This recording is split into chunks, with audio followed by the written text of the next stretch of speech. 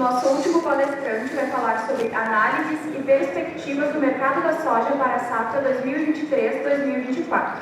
Nosso último palestrante é um economista formado pela Universidade Federal do Rio Grande do Sul, mestre em economia pela mesma instituição e doutor em economia do desenvolvimento pela Pontifícia Universidade Católica do Rio Grande do Sul.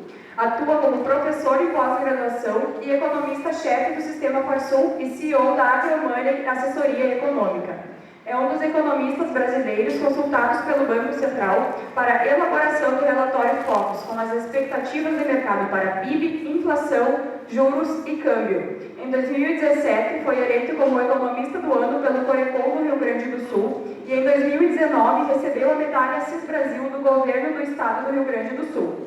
Convido então o doutor Antônio da Luz para fechar com chave de ouro o 10º Seminário de Agricultura. Bom, muito boa tarde. Eu queria primeiramente agradecer muito mesmo o convite para voltar aqui em Santiago. Quero na pessoa do Lauro, nosso presidente. Cadê o Lauro? Ah, lá no fundo. Lauro, muito obrigado pelo convite. Quero comentando a ti, eu quero comentar todos os demais ex-presidentes que estão aqui. É sempre um prazer, sempre coisa boa a gente vir em lugar que nós temos amigos queridos, pessoas que forjamos a amizade em momentos difíceis, né? Que essas são as amizades que a gente faz de verdade. As no bar são fáceis de fazer amizade. Eu quero ver forjar amizade nos momentos difíceis, que está todo mundo procurando uma solução em momentos ansiosos. Então, é sempre um privilégio para mim voltar aqui em Santiago. Eu quero comentando essas pessoas, cada um dos senhores, cada uma das senhoras. O que eu trouxe aqui para falar é sobre o mercado de soja, sem dúvida, o que não nos limita de falarmos de outras coisas. O Sagrilo, pela amizade que nós temos, ele me disse: Antônio, fala alguma coisa de pecuária. Isso é tudo que eu não queria, era falar de pecuária, mas tudo bem, a gente fala de pecuária. Ou podemos já começar falando da pecuária. Vamos começar com uma boa notícia. Vou começar com uma boa notícia. O Ministério Público tirou a multa da JBS da Lava Jato. 4,6 bilhões que a Lava Jato comprovou, que a própria JBS assumiu que tinha passado de propina, eles foram perdoados pelo Ministério Público. Então tem uma boa notícia para a pecuária. E terminaram as boas notícias da pecuária. E hoje eu trouxe aqui um conjunto de informações para mostrar para vocês. Eu não tenho a pretensão de ser o dono da verdade, aliás, eu não sou o dono da verdade. Quem trabalha com números, né, Nicola, sabe muito bem que nós não somos donos deles, né? Não significa que eu não vou dar a minha opinião, mas muito mais importante do que a minha opinião é vocês observarem os dados que o mercado está olhando. Quando eu estava vindo para cá, eu já estava chegando aqui, há 1 hora atrás, o USDA divulgou um novo relatório. E aí eu peguei o resumo, né, os principais dados. Lógico que eu não tinha como atualizar a apresentação, mas o que é mais importante eu já tenho, eu já vi, e eu vou falar aqui em cima dos números que nós temos do relatório passado.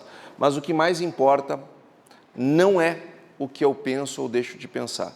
O que mais importa são os números, porque é a partir deles que o mercado se organiza e cria suas diretrizes e cria as suas tendências. Mas os relatórios do USDA são todos os meses divulgados. E por que eles divulgam um por mês e não um por ano? Porque as coisas mudam. Então, nós temos que tentar antecipar o que está acontecendo. E é isso que nós vamos fazer, sem pretensão de estar certo ou estar errado, mas termos sim uma... Acho que travou aqui. Vamos ver se agora destrava. Então, vou ficar por aqui, que daqui eu passo. Começando então com o mercado mundial da soja, observem, se tu puder me ajudar, acho que deu uma travadinha. O mercado mundial de soja, quando nós olhamos para o ano de 23, observem aqui o ano de 23, ele não tem um aumento significativo de produção. Observem que o ano de 2023 não é muito diferente do ano de 2021. Nós produzimos praticamente a mesma coisa que em 21. na soja no mundo. Estamos olhando para a soja no mundo. E eu pergunto, bom, mas se não tem nada de excepcional, por que os preços caíram tanto? Por que os preços despencaram? Isto foi algo que trouxe uma mudança no mercado. E nós temos que estar atentos. E nós temos que observar o que aconteceu esse ano. Nós, economistas, a gente olha para frente olhando para trás, buscando padrões no passado, na relação de um evento com outras vezes que ele aconteceu no passado, ou a relação de uma coisa com outras coisas. É assim que nós fazemos. Foi a primeira vez que caiu o preço desse jeito. Mas talvez isto seja um novo padrão. Então nós temos que entender o porquê que os preços caíram. Em primeiro lugar, eles não caíram porque o mundo produziu muita soja. O preço internacional da soja não caiu. O preço internacional da soja não caiu. O preço caiu foi aqui no Brasil. E entender por que ele caiu no Brasil pode nos dar a pista para pensarmos se isso vai voltar a acontecer ou não. E mais, entender por que ele caiu pode nos trazer também uma reflexão de que será que nós estamos fazendo certo? Será que a postura nossa no Brasil está correta? Porque nós estamos aumentando a nossa produção. Será que está correto? Não sei, nós temos que refletir. O fato que o aumento de produção para o ano passado não se justifica. É uma diferença pequena e é muito parecido lá com 2021. Agora, quando nós olhamos aqui para 2024, aí as coisas começam a ficar mais complicadas. Porque aí sim eu tenho um aumento importante. E o relatório do USDA hoje diminuiu em 2,5 milhões de toneladas esta projeção. Nós estamos em 42 milhões e 8, 42 milhões e meio, algo parecido. Mas, de qualquer forma, continua acima de 400 milhões de toneladas. E vejam que, se aqui o preço, a produção não aumentou tanto e caiu tanto o preço aqui no Brasil, e se acontecer isso daqui? Como é que fica? Ou seja, nós temos que pensar sobre isso. Agora, aqui nós temos o mesmo dado, só que por país. O Brasil, ele é o maior produtor de soja do mundo. E o Brasil saiu, não o Rio Grande do Sul, o Brasil fez isso sem nós, porque nós colhemos malíssimo, de novo. Agora, o Brasil colheu muito bem, e colheu bem mesmo. É impressionante o que o Brasil colheu esse ano. Nós aumentamos 26 milhões quase, 25 milhões e meio de toneladas em relação ao ano passado. 25 milhões e meio, quase 26 milhões de toneladas a mais num único ano. Pessoal, isto equivale a mais da metade da safra da Argentina, que é o terceiro maior produtor mundial numa safra cheia, Argentina. Isso foi o que nós crescemos de um ano para o outro. Ainda bem que nós nos preparamos para esse salto. Ainda bem que nós aumentamos as nossas rodovias. Ainda bem que nós aumentamos as nossas hidrovias. Ainda bem que o nosso sistema de armazenagem foi robustecido. Plano Safra não parou um minuto. Quem queria fazer armazém estava lá o dinheiro. Ainda bem que os nossos portos, eles foram ampliados. Ainda bem que o nosso Grand Líder, nosso Supreme Líder, Alexandre de Moraes, ele pode estar sendo gravado, né? Então, nosso Alexandre de Moraes, que eu amo, Alexandre de Moraes, amo, brother, ó. Nosso querido amigo Alexandre de Moraes, nosso ministro, nosso Supremo Líder, nosso amado, nosso Kim Jong-un, ele está sentado em cima da decisão da Ferrogrão, porque aqui todo mundo sabe, né? Quem é advogado aqui? Quem é advogado?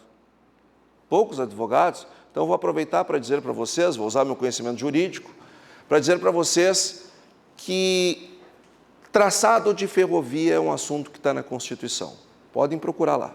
Diz lá que está lá na Constituição como é que tem que ser feito o traçado. Logo, tem que ser a Suprema Corte que tem que definir traçado. Se acostumem com isso. O Brasil faz horas que não ganha coisa nenhuma. Agora as mulheres foram jogar, foi um fiasco. Não vai demorar, estamos com os dias contados, que a seleção brasileira vai ser escalada pelo técnico e o Supremo Tribunal Federal vai mudar a escalação porque ela não é adequada. O Brasil não vai ganhar com aqueles caras e os nossos Supremos, eles vão fazer o Brasil ser hexa arrumando ali a seleção. Inclusive, nós estamos, o Dr. Nestor Rain, né, que é nosso advogado, foi por um tempo advogado do Grêmio, quando o Grêmio ganhou a Libertadores, nós estamos entrando com uma ação no Supremo para dar umas mexidas no Grêmio também, para ver se a gente dá uma reengrenada. Agora, brincadeiras à parte, se bem que isso não é tão brincadeira, é uma crítica, nós não ampliamos a nossa capacidade logística. E a logística começa no armazém e termina no porto. Eu estou aumentando a minha produção dentro da porteira, mas não estou aumentando a minha capacidade de escoar. É mais ou menos a mesma coisa que eu aumentar a caixa d'água e não aumentar a largura dos canos. É como eu ampliar uma cidade, eu aumentar a armazenagem de água e não aumentar a quantidade de canos para chegar nos novos condomínios. A coisa não vai funcionar, não vai chegar água. E assim nós estamos. O Brasil aumentou barbaramente a sua produção e nós não conseguimos escoá-la. E além do mais, nós tivemos produtores que não travaram, uma quantidade imensa de produtores não travou soja, nem minimamente. Só que a criatura não travou, mas ela continuou com necessidade de caixa no pós-colheita. E por que ele não travou? Porque ele tinha uma visão que, isso pelo menos foi o que me disseram mais de um, estamos falando de dezenas de pessoas que me disseram isso. Não, Antônio, eu não travei porque eu errei nos anos anteriores. E eu sempre pergunto, mas como assim tu errou? Não, eu travei a 160 e o preço foi para 180, perdi 20, eu errei. Tá, então tá, tu perdeu 20, tu errou. Então, tu venderia 30%, 35% da tua produção a 160 e o resto todo tu venderia, o grosso da produção, 70% tu venderia a 180. É isso aí. E aí tu errou quando fez isso, sim. Então, tu acerta na mosca quando tu trava a 160 e vende a 30% e vende 70% a 120. Aí tu acertou na mosca. Aí foi um ano espetacular para ti, agora tu acertou. Não, né? Não é assim que a gente faz essa conta. Mas muita gente faz. E nós chegamos com muito pouca venda antecipada, mas ainda com uma necessidade de caixa. Ou seja, o cara elevou a dose de risco dele. Porque se eu não travo, mas também não preciso do dinheiro no pós-colheita, é uma situação. Agora, se eu não travo, e preciso do dinheiro, eu estou botando muita coisa em jogo. E a agricultura ela já é feita de muitos riscos. Então, nós temos que, alguns correr, outros não. Correr todos, a chance de dar problema é grande. E nós fizemos isso. Foi um frenesi de venda de soja no Brasil. As pessoas chegavam lá na trading e diziam, pelo amor de Deus, me compra minha soja, porque estou colhendo, não tenho onde botá-la. E o cara dizia, eu te entendo, mas eu não posso comprar, porque eu não tenho também o que fazer com a tua soja. Ah, mas eu te vendo faz 20 anos. Sim, mas tem toda essa sala aqui de pessoas que me vendem faz 20 anos, eu não tenho o que fazer. E aí nós temos um mecanismo que resolve dirime esses conflitos, que é bastante conhecido e que todos os governos tentaram criar uma alternativa a ele, mas nada ainda é mais poderoso do que ele, do que o mecanismo de preços. Ou seja, se eu tenho mais pessoas querendo vender, o preço vai cair, se eu tenho mais pessoas querendo comprar, o preço vai subir, assim a vida não tem o que fazer. E os preços despencaram no Brasil. E despencaram mesmo, e rápido. Só que quando eu olho para os outros países produtores, nós vemos um país, o segundo maior produtor, nosso principal concorrente, Estados Unidos, diminuindo a sua produção. Eles também tiveram problemas climáticos, assim como nós aqui no Rio Grande do Sul, e diminuíram a sua produção. Produziram 116 milhões de toneladas. Os argentinos, dos 44 milhões do ano passado, colheram só 25, de acordo com a Bolsa de Rosário, não são nem 25, são 23. Fora as questões qualitativas da soja deles. Ou seja, quem quiser comprar soja no mundo até a entrada da soja de 2024, só o Brasil tem, em grandes quantidades. Só nós temos. O que isto nos sinaliza? Que se os preços caíram porque nós não tínhamos o que fazer com a nossa soja, mas no momento que nós soubermos o que fazer com a nossa soja, na hora que ela mudar de mão, pelo menos, os preços tendem a melhorar. E é isso que está acontecendo. E nós tínhamos uma crença, inclusive está aí nas redes sociais, de que nós teríamos uma janela ideal de venda entre agosto e meio de outubro, porque depois começa a entrar a safra americana e as coisas tendem a ficar super ofertadas, mas daí no hemisfério norte. Nós tínhamos essa crença e nós mantemos essa crença. Acontece que os Estados Unidos tinham uma perspectiva de colher 123 milhões de toneladas em 2024. 2024, só para lembrar, eles começam a colher agora em outubro, tá? Final de outubro eles estão colhendo. A safra 24. A expectativa era 123. Caiu para 120, caiu para 117 e hoje caiu para 115. Os Estados Unidos está diminuindo a sua produção. A Argentina deve se recuperar no ano que vem. E aqui, pelo amor de Deus, né, gente? Se alguém secar a Argentina, aí é demais, né? Vamos levar eles livres esse ano, pelo amor de Deus. Aí não, nem para o céu vai uma pessoa que seca a Argentina esse ano. E nós nem podemos secar eles porque nós estamos perto, né? Então não torcer que chova. O fato que os Estados Unidos está diminuindo a expectativa dele. E eu vou mostrar para vocês no próximo slide o porquê que eles estão diminuindo.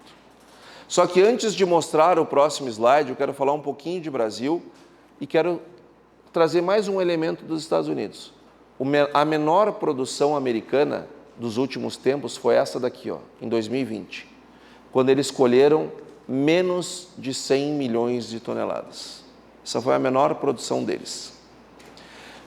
Nesta época foi quando o bushel bateu 16. Então, temos boas recordações do preço quando aconteceu isto. Por que eu estou lembrando deste ano? Porque a safra 2020, ela foi colhida no ano civil 2019.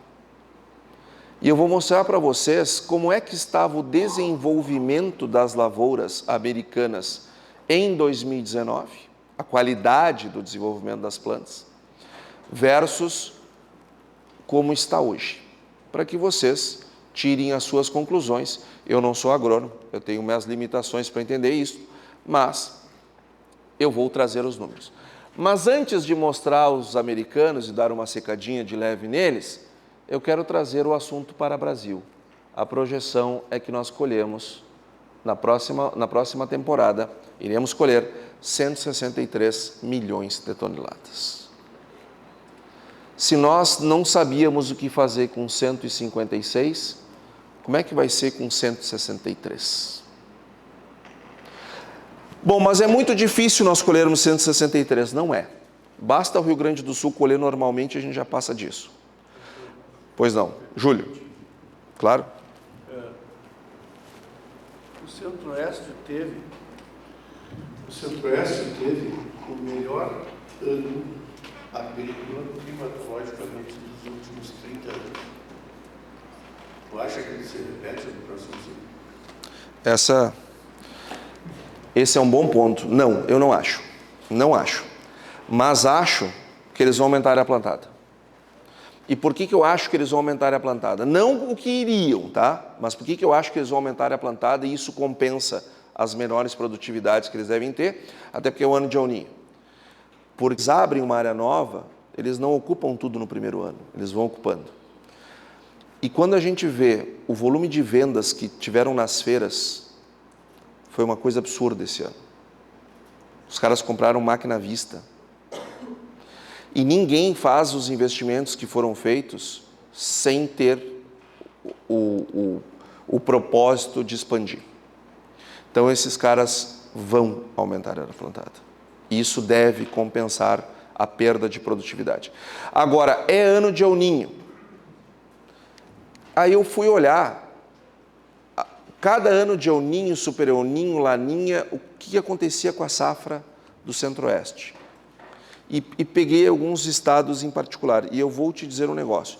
Tem anos que o El Niño pega eles mesmos. Mas tem anos que é de El Niño, que é Super El Niño, não acontece nada lá. Agora, um lugar que dá, que é assim que a gente vê que tem um padrão, é o Mato Piba e o oeste da Bahia. Ali pega mais forte o El Niño. O Mato Grosso, às vezes sim, às vezes não.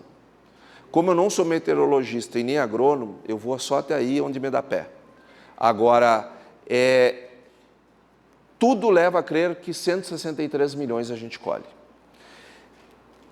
E mesmo que chegar lá no fim da safra, colhemos, não deu 163. Não deu. Deu menos. Ótimo. Agora, hoje, o número é esse. A probabilidade de acontecer isto é muito grande. Só não teremos esse número se der uma zebra. Eu pergunto, o que nós, como empresários rurais, nós temos que nos preparar?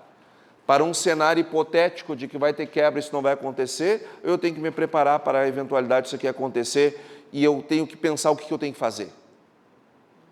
E eu vou responder para vocês o que eu acho que nós temos que fazer diante desta possibilidade.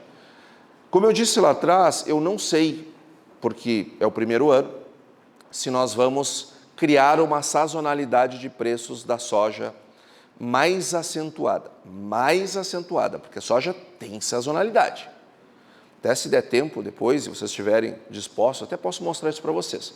Agora, nós podemos acentuar essa sazonalidade. E se isso acontecer, nós vamos começar a ter preços baixos no pós-colheita. E se nós vamos ter preços baixos no pós-colheita, eu preciso organizar o meu fluxo de caixa para vender menos no primeiro semestre e mais no segundo semestre. Isto que eu estou dizendo, lá no Mato Grosso é mais fácil de dizer, porque o pessoal está capitalizado. Aqui nós vemos de 2 anos ruins, está difícil ter capital para fazer essa passada. Então eu tenho que vender mais antecipado. Porque o que acontece hoje, e eu vou mostrar isso para vocês mais para frente, o preço médio, o preço de equilíbrio de um saco de soja está mais ou menos aí na casa dos R$106 para o ano que vem, o custo unitário, para uma colheita de 55 sacos. Então, se eu conseguir travar 150, se eu conseguir travar 55, eu estou garantindo uma baita de uma margem. E se essa margem, se esse preço para receber logo que eu colho, eu resolvo o meu problema de caixa do primeiro semestre. Então, se travar, ele era uma alternativa para diminuir risco de preço, agora ele é uma alternativa de caixa. Ou seja, tem que travar. Quem tem que vender soja no primeiro semestre, quem não pode segurar, deve travar. Porque a chance disso daqui acontecer, em que pese, Júlio, todas as possibilidades de não, que estamos juntos, pode acontecer de não.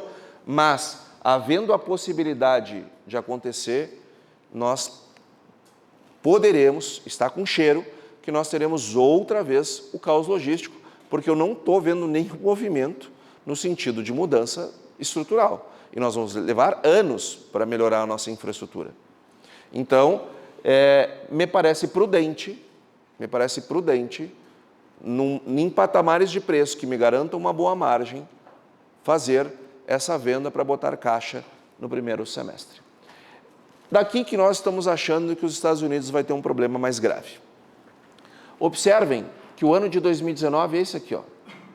Isso daqui se chama Crop Progress, que é um levantamento do próprio USDA via satélite sobre a qualidade do desenvolvimento das plantas nos Estados Unidos. E aqui eles estão medindo o percentual de lavouras em condições boas ou excelentes. E lá em 2019, que é a safra 2020, eles começaram mal e terminaram mal. Na safra 23, eles começaram razoável para mal e depois vieram para uma situação muito ruim. Hoje eles estão muito parecidos com o 2019, que foi aquela safra 20. E como eu disse, eu não sou agrônomo, mas eu aprendi vendo eles falarem que uma lavoura nasce com todo o seu potencial produtivo. E depois nós vamos perdendo o potencial produtivo dela à medida que nós vamos fazendo umas besteiras ao longo do processo. Vamos errando aqui, vamos errando ali e nós vamos diminuindo o potencial de produção. Agora, uma lavoura tem que nascer, é isso que os agrônomos dizem. Lavoura primeiro tem que nascer. Se ela nasce mal, não tem o que faça depois ela atingir o potencial que ela poderia. Não pode. Ela pode nascer com baita potencial e terminar mal, mas nascer mal e terminar bem não é algo de se esperar. Quando é que os americanos tiveram seca, que perderam esse potencial? Quando as plantas estavam em período de emergência. Ou seja, a lavoura americana nasceu atravessada. Eles não começaram bem. O percentual de ótimo ou bom não está elevado, está na casa de 52%. E 52% é menos do que os 55% que tinham lá no início, em 2019. E quando nós olhamos para o quanto está em condições péssimas, ruins ou péssimas, o percentual desse ano também está acima do percentual do ano passado, de 2019. Em 2019 era 12%, hoje está em 15%.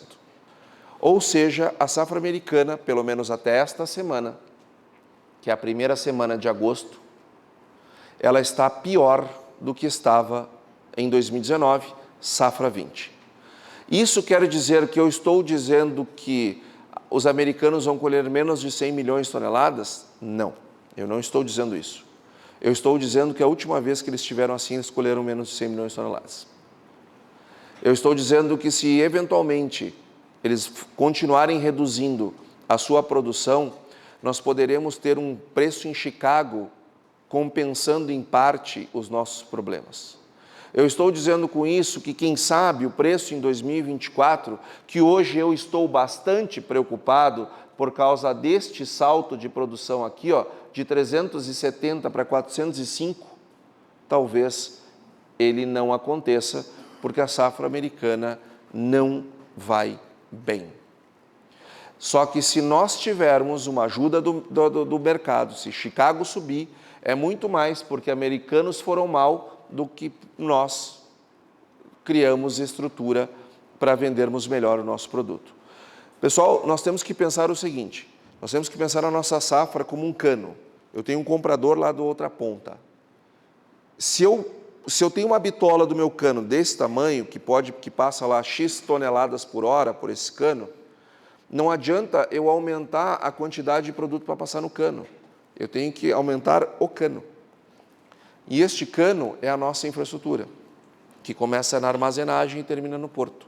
Nós precisamos ampliar isso, porque do contrário, nós vamos ter uma sazonalidade cada vez mais acentuada.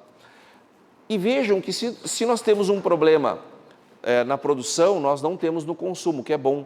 A projeção para o ano que vem é de crescimento do consumo. Ainda bem que é assim, puxado pela China, que em 2022 deu uma barrigada no consumo, diminuiu o consumo dela por causa da política de Covid-0. Não sei se vocês sabem, mas a China passou pelo problema do Covid tomando uma vacina.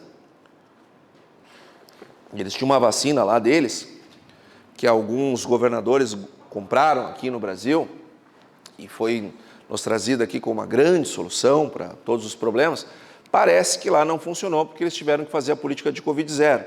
Uma política muito democrática, muito interessante, que inclusive eles botavam um tapume nas portas dos prédios para as pessoas não conseguirem sair. Algumas pessoas infartaram e morreram dentro de casa porque não conseguiam sair. Mas, enfim, coisas de países autoritários. O fato que, com uma política dessas que tu tranca as pessoas em casa literalmente, a economia cai, o consumo de tudo cai, o consumo da soja também caiu. Só que em 23 ele já se recupera, já volta para casa dos 112, 113 milhões de toneladas. E para o ano que vem, a China deverá ampliar para 118 milhões. E eu não vou mostrar um gráfico aqui, porque eu me esqueci de colocar, mas ainda bem que eu não me esqueci dos dados.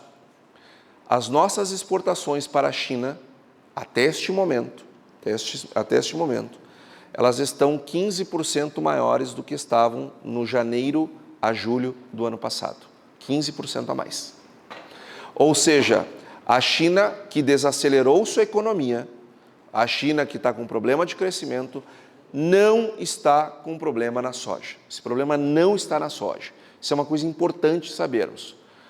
Diminuiu a atividade econômica, o trade da China diminuiu, eles estão exportando e importando menos, mas soja não. Eles seguem importando e bastante, e do Brasil. Júlio. Então, eu te incomodo. É o seguinte, qual é o impacto sobre o consumo de soja chinês em função do Covid, com a política de proibição de consumo de carnes silvestres, exóticas, sei lá, e qual é o caráter de permanência disto se ocorrer? Que tamanhos dimensionam? Júlio, não notamos diferença nenhuma em termos de consumo das proteínas tradicionais, né? Pelo menos as tradicionais para nós, não, aqui não é tradicional comer morcego, mas das proteínas tradicionais, frango, suíno, bovino, não houve redução. Aliás, não houve um aumento que tivesse fora da curva de crescimento deles. Eles vêm ampliando e seguiram ampliando na mesma batida. Nós não notamos nenhuma diferença. Ou seja, provavelmente eles seguem comendo aquelas porcarias deles do mesmo jeito que a gente continua comendo tatu, comendo capincho, comendo essas coisas. Quer dizer, ninguém come tatu, ninguém come capincho, como nós comíamos no passado. Essas coisas gravadas hoje em dia estão problemáticas, né? O fato é que nós não observamos nenhuma mudança. Agora, eles estão consumindo cada vez mais soja, mas aproveitando a tua pergunta, que é muito boa, eles estão investindo pesado na produção de peixes, piscicultura. E a soja poderá ter, no futuro, um novo mercado alternativo a frango e a suínos pela produção de peixe deles, que eles têm aumentado de maneira muito grande. Ainda não é nada grande o suficiente para impactar nos números, mas seguindo do jeito que eles estão ampliando, poderá isso acontecer. A China vem aumentando o seu consumo, 4% esse ano, quase 5% para o ano que vem. E quando nós olhamos a relação, o quanto nós produzimos no mundo e o quanto nós consumimos, observem que o ano de 2022, nós consumimos mais do que nós produzimos. Ou seja, por que o preço caiu? O preço não tem como ter caído lá fora. O problema foi aqui dentro, porque o mundo está consumindo mais soja do que produziu em 22, baixou estoque, entramos 23 com estoque lá embaixo, aí nós temos aqui uma diferença muito pequena que não é capaz de fazer o estrago que fez. Agora, já olhando para o ano que vem, se esta for de fato a diferença, 20 milhões de toneladas, aí nos assusta um pouco. Aí nós podemos ter um Chicago de novo na casa dos $12. É bem razoável, se isto eventualmente acontecer, nós voltarmos para a casa dos 12 e em alguns momentos até abaixo de 12, é bem razoável de se esperar. Por isso que se vocês quiserem dar uma secadinha nos americanos, não custa nada. Porque realmente as coisas, nós não podemos ter esse desencaixe, porque senão os preços em Chicago podem dar uma barrigada mais significativa. E nós estamos exportando soja, diminuímos em 22 justamente pela diminuição das importações chinesas, mas agora nós seguimos ampliando com muita força, mas olhem só o maior exportador de soja do mundo, o Brasil. O Brasil sai de 79 milhões no ano de 2022 e vai para 94 em 2023. De que jeito? Com os mesmos portos, com as mesmas ferrovias, com as mesmas hidrovias, com o mesmo tudo. Gente, nós não temos infraestrutura para tudo isso. E ano que vem, observem que mesmo nós ampliando a nossa produção, o crescimento nas nossas exportações não é tão grande. Por quê? Porque há um consenso que o Brasil bateu no teto da sua capacidade. Nós não temos mais máquina para tirar esse produto daqui. O que gera uma aberração que eu vou mostrar em seguida. A China segue com consumo, com as suas importações elevadas. Em 2023 deve bater em 99 milhões, ou seja, tudo isso está se falando da China desacelerando e ela está. Isto não chegou nas importações de soja, muito pelo contrário, eles estão crescendo com muita volúpia. Só que vejam o seguinte, os estoques esse ano têm um leve aumento, nada demais, nada que justifique os preços aqui no Brasil. Só que 121 milhões de toneladas ano que vem, aí é problemático. Por isso que nós temos que ter muita atenção na hora de formar o preço para o ano que vem. Quando eu vejo um preço a 150, 155 para o ano que vem, eu acho isso um baita de um preço. Primeiro, porque o custo caiu. Segundo, porque tem sim um risco de nós colhermos tudo isso. Eu não quero ficar contando que os Estados Unidos não vai chover mais e eles vão quebrar, etc. Eu acho que isso não é uma coisa do ponto de vista empresarial adequada a se fazer. Então, quando eu olho para esse número aqui, não tem como nós desprezarmos. O relatório do USDA de hoje diminuiu esse número para 118,7 ou alguma coisa parecida com isso. Mas ainda assim continua bastante elevado. O percentual de crescimento é bastante elevado. Ou seja, precisa que a safra americana quebre muito mais para esses números aqui melhorarem. Mas olhem, eu falei que eu ia mostrar para vocês uma coisa absurda, e a coisa absurda está aqui. Olhem só quem se tornou o maior estocador de soja do mundo. Olhem quem passou a China em estoque. O Brasil. Pessoal, pensem comigo. Quem é que tem que se preocupar com estoque? Quem é importador e logo tem medo e problema de segurança alimentar? Ou quem é exportador que tem produto para si para exportar para o mundo inteiro? Quem é que tem que se preocupar? Quem importa, correto? Logo, quem tem que fazer estoque é quem importa. Mas por que o Brasil está fazendo esse estoque? Porque nós não conseguimos escoar. Vai ficar produto deste ano para o ano que vem, porque nós não conseguimos escoar. Vocês querem a prova disso? Observem as exportações gaúchas de soja. 2 anos consecutivos, safras horrorosas. E o Rio Grande do Sul batendo recorde de exportação de soja. Soja vinda do centro-oeste. Isso é um absurdo. Gente, soja vindo do centro-oeste precisa pagar 650 reais por tonelada para trazer do centro-oeste para exportar no sul do Rio Grande do Sul. Isso é quase que uma estupidez. Eu só não vou dizer que é uma estupidez, porque eu fico imaginando o cara que toma essa decisão, que tal não é a alternativa dele. Quanto ele vai gastar ficando parado numa fila para desembarcar em Santos ou Paranaguá? Quanto a trading vai pagar de demurragem lá para o navio ficar esperando a vez dele para embarcar? Ou seja, tudo isso sai de um lugar, do preço ao produtor. Ou seja, o cara, ele vai repassar esse negócio. Por isso que os preços nas praças despencaram. Então, o Brasil, com estoque maior do que a China, é um baita de um problema. E é um problema que agrava o problema. Porque pensem comigo, um dos nossos grandes problemas é a armazenagem. Eu não tenho armazenagem o suficiente. Aí eu colho uma safra maior ainda. Só que eu vou armazenar na pouca armazenagem que eu tenho, e essa armazenagem, em parte, está sendo utilizada para guardar a soja que eu ainda não consegui vender a do ano passado. Vocês percebem que se eu já tinha pouca armazenagem, eu passo a ter menos ainda armazenagem? Porque eu estou levando para o ano seguinte mais produto. Ou seja, eu já tenho um problema grave que se agrava. Isto nós vamos ter que resolver. Eu sei que existem coisas... Almir. Antônio, mas a nossa soja tem melhor teor de proteína Tem. e teor de óleo. Tem. Os chineses compraram, eles não vão preferir a nossa, que no mínimo, em termos de preço, se for igual, é de melhor qualidade, isso na Só que... E eles pagam mais, costumam pagar mais para nós por dois motivos. Por que nossos prêmios costumam ser mais altos? Porque a nossa soja é melhor que a americana e porque aqui nós estamos mais perto deles. Esses são os dois motivos de termos prêmios positivos.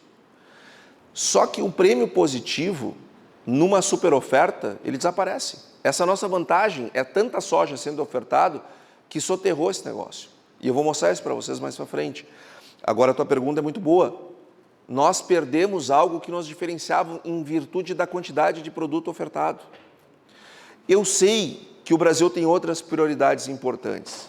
Eu sei que, por exemplo, incentivar indústrias nascentes, indústrias que começaram agora há pouco, indústrias novas, como, por exemplo, a automobilística, né, que está no berçário, uma coisa super inovadora, uma coisa para amanhã, assim, é um grande investimento, investir 1,5 bi para dar para as montadoras, porque eu acho que as montadoras, enfim, é o futuro do Brasil, né, gente? Todo mundo sabe que o futuro do Brasil é montadora de automóveis. Motor a combustão, inclusive. Então, nós demos 1,5 bi para isso.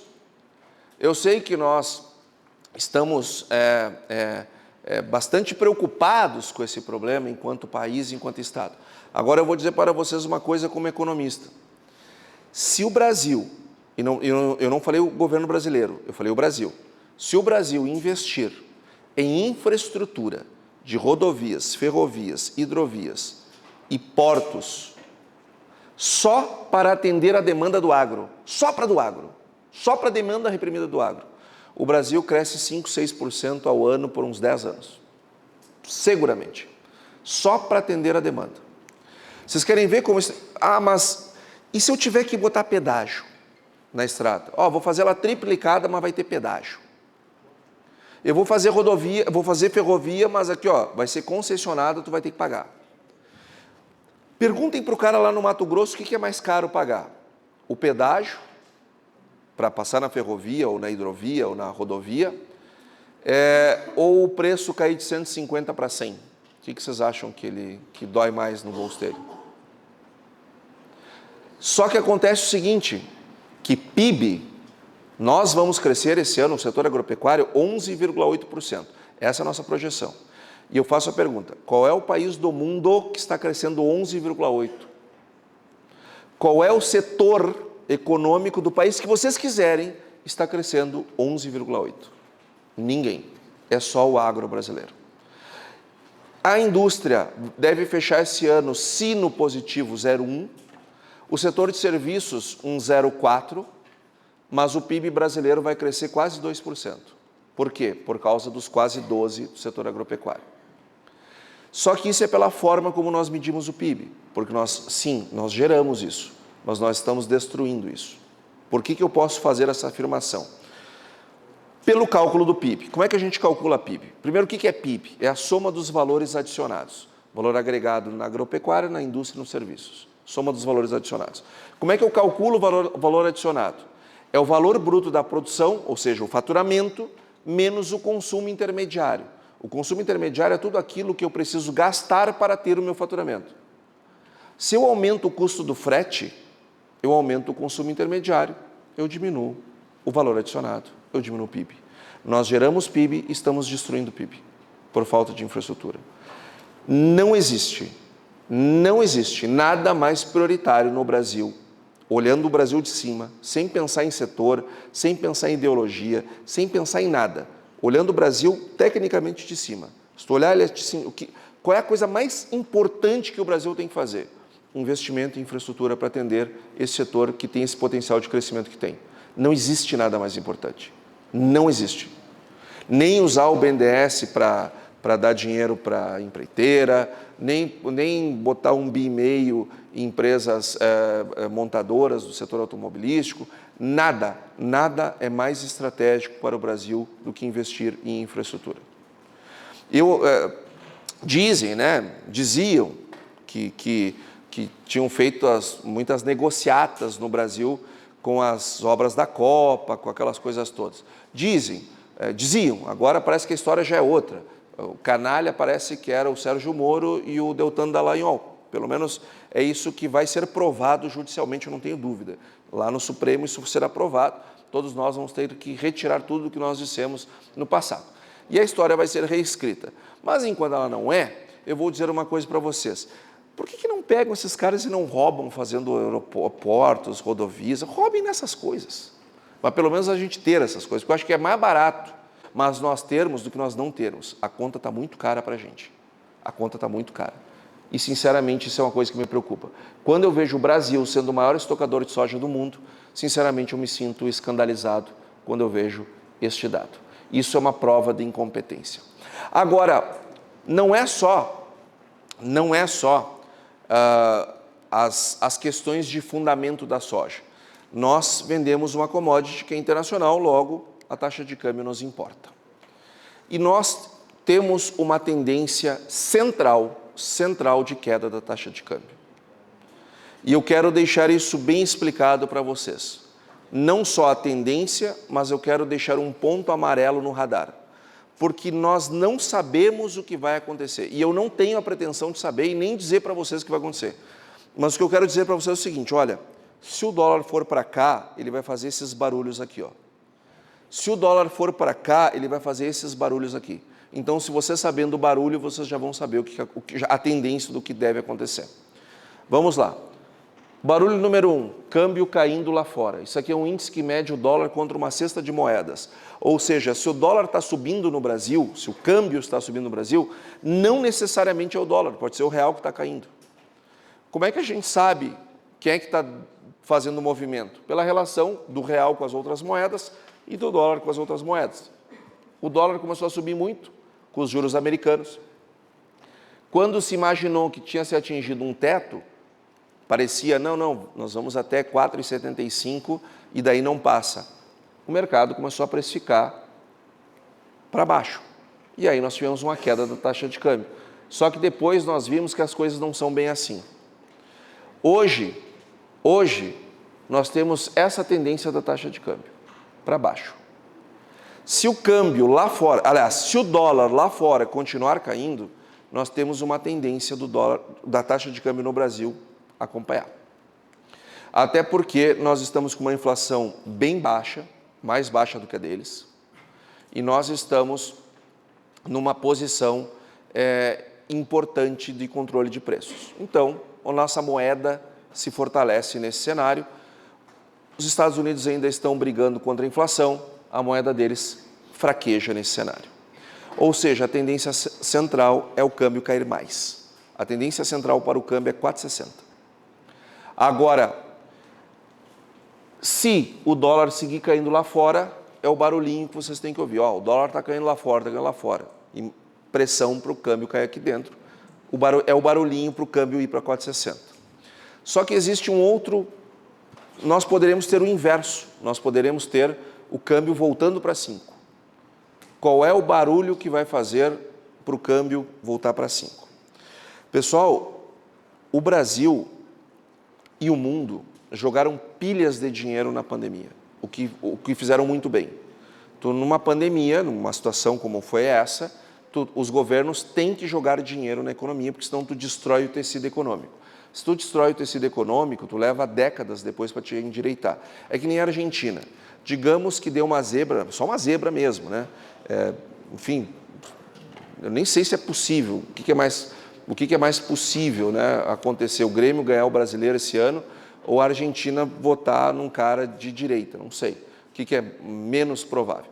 Mas digamos que dê uma zebra, assim, né, errem na hora da contagem e ganhem um cara de direita. E o cara faz um baita de um governo e elege o sucessor, que faz um baita de um governo, elege o sucessor.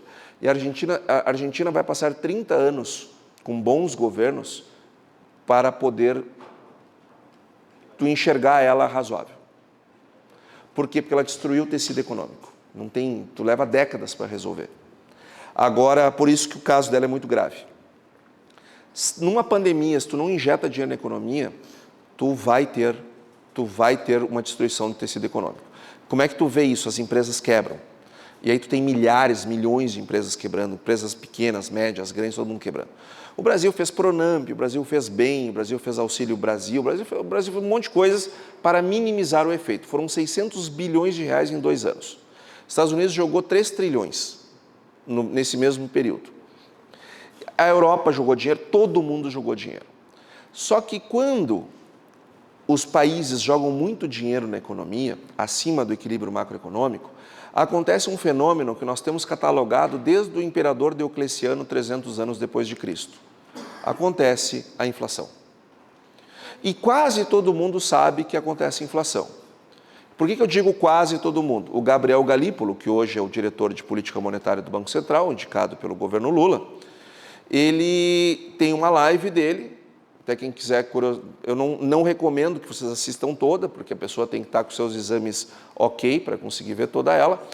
Tem um trechinho do que eu vou falar agora, está lá num vídeo que eu fiz, está lá nas minhas redes sociais, pode ir lá olhar, uma homenagem que eu fiz para ele. Eu peguei um trecho da live toda dele, onde essa pergunta é feita para ele, lá em 2020. Mas, Galípolo, esse dinheiro todo aí, tu não acha que vai gerar inflação? Por que essa pergunta foi feita para ele? Porque ele é de uma vertente negacionista, minoritária, mas que existe, e a mídia adora. Aí parece que eles são muito mais do que eles são meia dúzia, mas a mídia ama eles, então eles parecem muito mais. Aí foi perguntado explicitamente o seguinte: mas Galípolo, tu não acha que esse dinheiro todo vai gerar inflação? E por quê? Porque sabem que ele é dessa linha inflacionista. Aí ele disse: olha, os meus amigos mesmos têm dito que reclamado que eu tenho estudado outras coisas que eu não tenho que não é economia, o que dá para notar, né? E eu não tenho paciência para conversar com quem acha que vai ter inflação. Aliás, eu acho que deveria usar camisa de força quem acha que esse gasto todo vai gerar inflação. Ele é dessa linha tipo Tarso Genro aqui no Rio Grande do Sul. Não, pode gastar, gasta não tem problema, porque não, mas vai quebrar o Estado. Não vai quebrar, porque daí eu gastando, dando aumento para funcionalismo, isso aqui, vai gerar aumento no comércio, que vai gerar imposto, daí equilibra lá na frente. Isso é um delírio, isso é a mesma coisa que achar que imprimir dinheiro vai resolver o problema da pobreza. Isso é um delírio, isso é uma maluquice. Mas tem gente que acredita, ele acredita. E ele disse isso, que não tinha paciência e que as pessoas deveriam usar a camisa de força. Os Estados Unidos teve a maior inflação nos últimos 40 anos. A Europa teve a maior inflação nos últimos 53 anos. O Brasil teve a maior inflação desde o início do Plano Real. A Inglaterra teve a maior inflação em 100 anos. Ou seja, de camisa de força, nós estávamos certos. Ele, sem camisas de forças, estava errado. Esse é o novo diretor de política monetária do Brasil. A mais importante diretoria do Banco Central. Indicado pelo Lula, há coisa de 45 dias atrás, ele participou da primeira reunião do Copom, agora esta última. Ele deve ser o novo presidente do Banco Central, depois do Roberto Campos Neto. Se preparem que teremos tempos bem interessantes pela frente.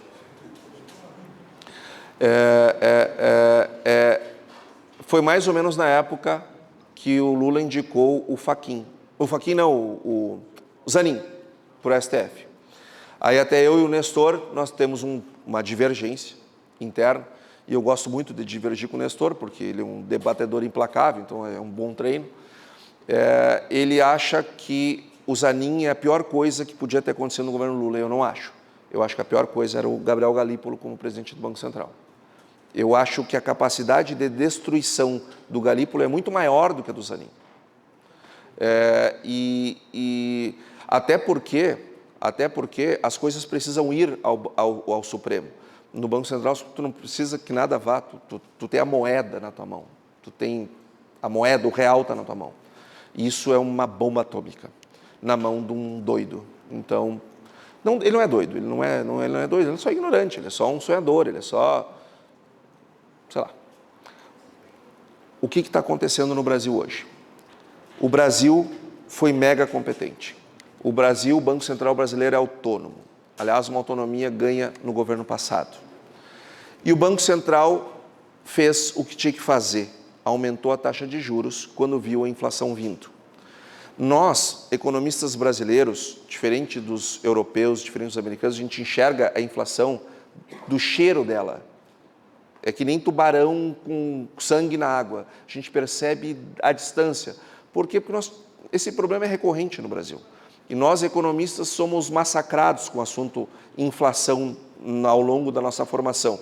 Enquanto eles lá, como é um assunto raro, eles não têm essa formação. Nós temos. Então, o brasileiro foi lá e começou a subir juro, em pleno ano eleitoral. Ou seja, se o Banco Central quisesse prejudicar alguém, ia prejudicar o Bolsonaro e não o Lula.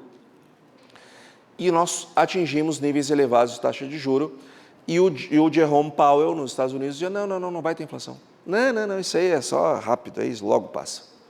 A Christine Lagarde, não, isso aí não, eu sei que os preços estão subindo. Não, está subindo, eu sei, mas isso aí logo se acomoda, fiquem tranquilos. E os CPIs, a inflação ao consumidor deles, subindo. Quando eles se deram conta, a coisa já tinha perdido o controle. E eles passaram a ter inflações, em alguns casos, de 2 dígitos. A inflação nos Estados Unidos hoje está bem acima da brasileira, a europeia está bem acima da brasileira, porque nós começamos antes. Só que acontece o seguinte, quando é que um Banco Central tem que baixar juro? Quando o Lula acha que tem que mudar juro. Não é. Quando a inflação em 12 meses está dentro da meta e quando as expectativas para 6 trimestres para frente estão dentro da meta. Aí eu posso baixar juro. Foi isso que aconteceu agora, por isso que o Banco Central começou a baixar juro. Só que os Estados Unidos ainda está subindo juro. A Europa ainda está subindo juro. E nós nunca vimos isso acontecer no passado. O Brasil baixando juro com os Estados Unidos e a Europa subindo juro. Como é que o investidor vai reagir? Quando saiu a ata do Copom, não dessa reunião, da anterior, o Banco Central sinalizou, na próxima eu vou iniciar o ciclo de baixa, o câmbio estava em 4,70, ele foi para 4,90. E na semana que ele baixou a taxa de juros, que foi a semana passada, o câmbio saltou 3%. Por que isso, pessoal? Porque se os títulos públicos de países mais estáveis estão subindo, estão pagando mais, e o Brasil, que tem muito mais problemas, está pagando menos, por que eu vou comprar títulos de país que está baixando o juro? Eu vou comprar do que está subindo. E isso pode gerar um deslocamento de dólar daqui, isso pode gerar uma fuga de capitais do Brasil. E ela pode ser severa, ela pode ser bem importante. Ou seja, se Fed e Banco Central Europeu continuarem subindo juros, é um barulhinho para fuga de capital. Se vocês olharem, estiverem acompanhando lá no noticiário e sair, olha, as transações correntes do Brasil fecharam em déficit esse mês, é barulhinho de que está saindo dinheiro. Só que as coisas começam a acontecer e fica tudo parado, mas está lá saindo. Quando o pessoal se dá conta do número total, aí é que faz as correções e o câmbio explode. Então, não se casem com cartas. Ou seja, dado este cenário, nós temos uma chance real do câmbio voltar para 5, ou quem sabe até mesmo passar de 5. Agora, a tendência central, por enquanto, é ele ir para 4,60. Pois não. Quando aumentar o déficit com gasto maior que a arrecadação, retomar as emissões de moeda, que certamente acontecerão por se ter o galípolo central estabelecido,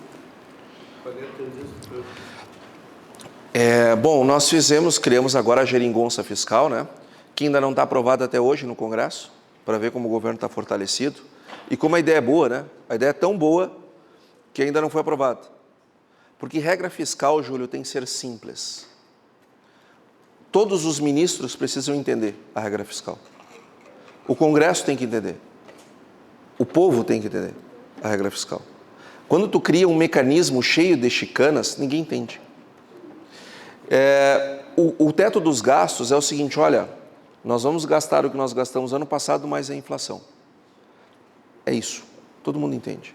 O congressista, na hora que ele vai fazer o orçamento, essa regra está clara, ele já sabe quando ele pode gastar. O arcabouço é cheio de se isso, se aquilo, se não sei o quê. Mas é melhor ter o arcabouço do que não ter nada. Por quê? Porque dos 7 meses que nós já temos estatísticas fiscais deste governo, dos 7 meses, 5 foram de déficit. Sendo que o superávit, um dos superávites, foi o janeiro. Ou seja, esse governo está fazendo água, está gerando déficit. Isto vai gerando desequilíbrio fiscal, que tu tem que resolver de algum jeito. Ou com mais dívida, ou com mais impostos. E o governo, até com uma simpatia da imprensa e de parte do empresariado, ele tem adotado o seguinte discurso: nós vamos sim tributar as compras até $50 dos chineses lá. Aí daqui a um pouco, não, nós não vamos. Não, nós vamos. Não vamos. Vamos. Agora parece que vamos. E aí o que eles dizem? Não, mas é que não é injusto com o cara que é lojista aqui em Santiago, o Júlio comprar lá um troço que ele tem ali para vender e ele pagar imposto e o cara lá que está vendendo para o Júlio não pagar imposto. Não é justo isso. E não é justo. E não é justo. Não é justo. Agora também eles vão tributar as bets, que eu acho certo, tem que tributar as bets mesmo, uma atividade econômica, tem que tributar. A questão é que eles se apegam na justiça do fazer. Só que o que eles não estão contando é que isso está elevando a carga tributária. Ou seja, faz esse tributo que é justo, mas diminuir para os outros, de modo a manter a carga tributária. Então eles estão vindo com essas groselhas, né? Isso não é justo. Ah, mas isso não é justo. Não, então tá, então promove a justiça fiscal, mas diminui os outros tributos. Diminui os outros tributos. Se o cara aqui de Santiago paga 10 e o cara que te vende da Chain não paga nada, e tu vai cobrar 10 daquele cara, então faz o seguinte, cobra 9,50 dos dois, então. Baixa para o cara que está aqui. Mas não, só se fala em aumentar, Enquanto o governo estiver aumentando impostos, eles vão resolvendo os problemas fiscais, mas à custa de arrancar dinheiro da sociedade.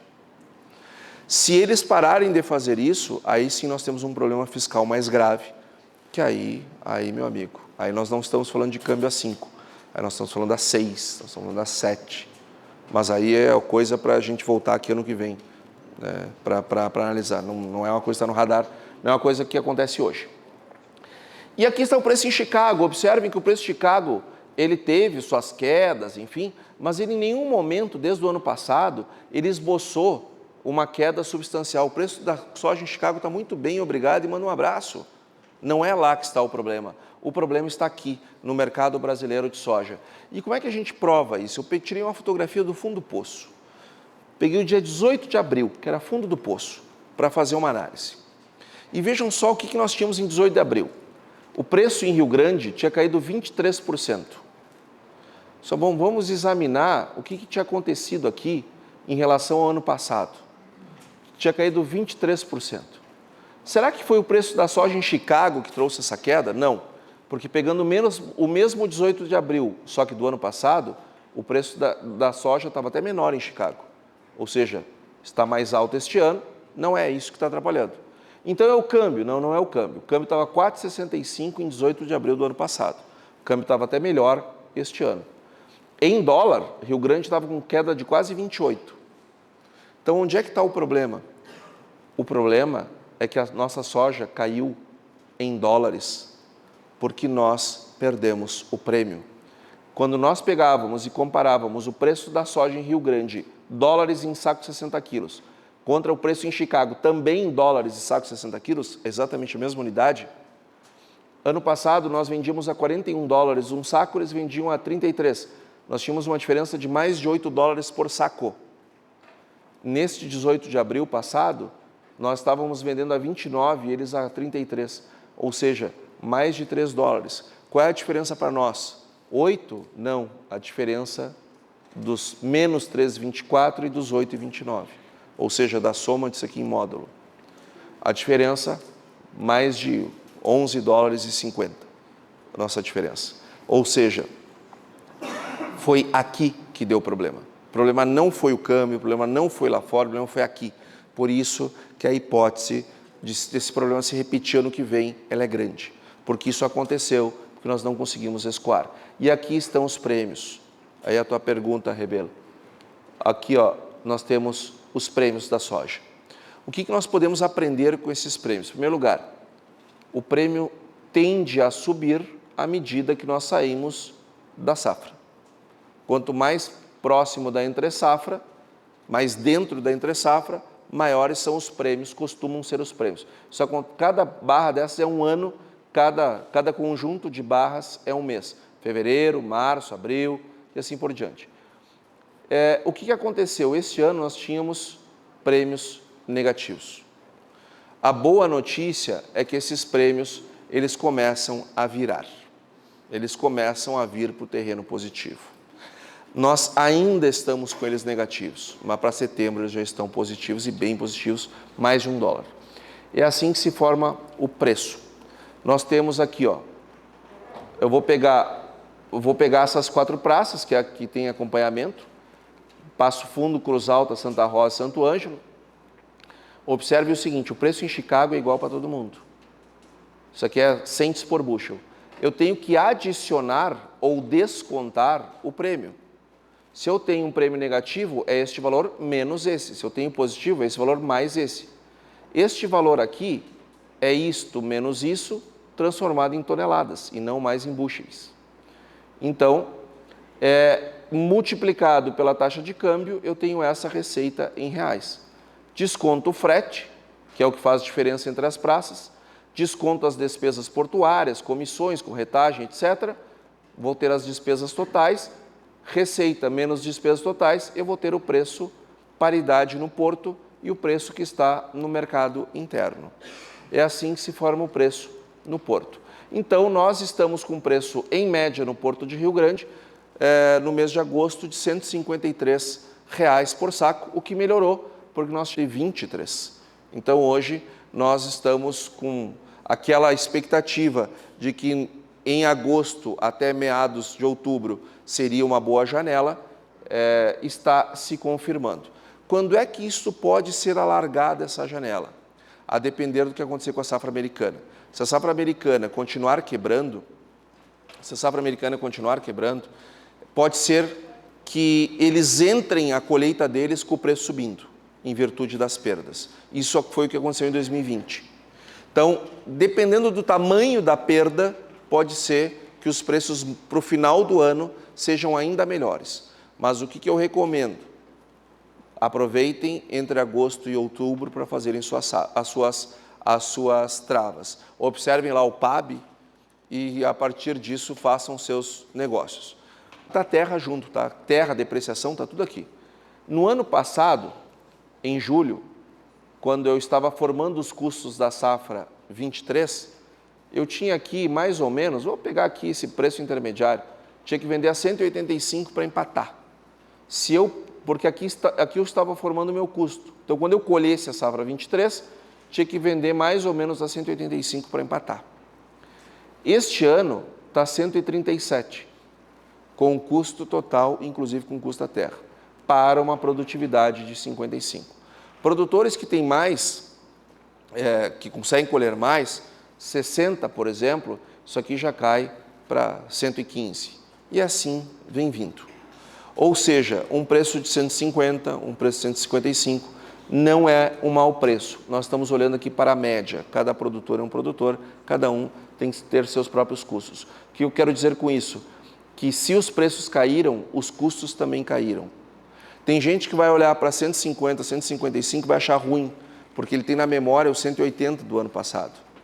Só que eu não posso olhar só para o preço do ano passado, eu tenho que olhar para os meus custos. E os custos caíram. Hoje nós temos uma situação bem melhor. Nós tivemos no primeiro trimestre as melhores relações de troca, que voltaram agora para patamares bem bons para fertilizantes em virtude da suba dos preços, mas para defensivos realmente foi o primeiro trimestre e depois eles subiram. Agora até deu uma melhorada em virtude do preço da soja, mas eles continuam bastante ruins. O melhor já passou. Então, em resumo, nós tivemos um problema no mercado de soja que não foi lá fora, que foi aqui dentro. O preço que caiu, que despencou, foi por falta de infraestrutura. Nós estamos pensando em produzir muito e nós não estamos pensando na infraestrutura. Até nós vamos levar para a CNA uma proposta de que ela chame as outras entidades do agro, a ProSoja e companhia, para nós fazermos uma carta para o produtor aberta, para recomendar que não aumente a área plantada mais. Enquanto o Brasil não aumentar a infraestrutura, não aumentar a área plantada. Vai adiantar? Não. Não vai adiantar nada. O produtor vai fazer da cabeça dele como sempre fez. Mas vai chamar a atenção para o problema, porque só nós estamos discutindo esse assunto. Não tem mais ninguém discutindo isso. Podem abrir os jornais. Ninguém está falando desse assunto. É só nós. Agora, se nós chegarmos e dissermos assim, olha, nós estamos crescendo 12% o nosso PIB esse ano. E por isso nós nos credenciamos para dar a seguinte recomendação. O produtor não amplia a área plantada enquanto o Brasil não investir em infraestrutura para receber essa produção, porque senão é o seguinte, tu vai plantar, tu vai ter ilusão que tu vai ganhar, vai chegar na hora de colher, tu não vai ganhar, tu vai perder.